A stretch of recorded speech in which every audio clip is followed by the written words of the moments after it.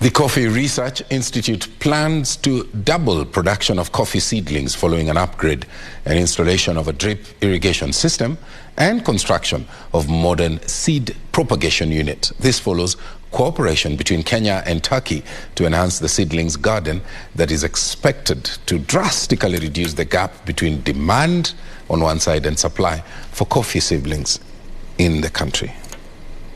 Demand for coffee seedlings is twice the local average production. Agricultural experts attribute this partly to moisture stress caused by successive poor rains at the Coffee Research Institute in Ruiru, Kiambu County. Upgrade and installation of a drip irrigation system is at the center and is expected to increase the area under improved coffee varieties and ultimately boost coffee production. Having adequate seed is going to really help with that expansion so that we may be able to get more farmers growing coffee, and this may increase the livelihoods and improve the livelihoods of many Kenyans.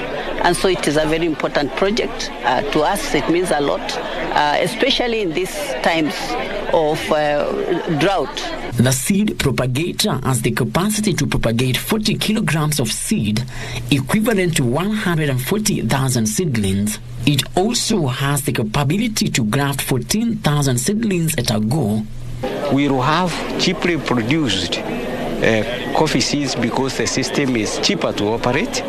We will have a sustained way of production because it will not be relying on the environment per se. That means at least 30 to 40% of what we project to be demanded in the near future will be supplied from this plot alone.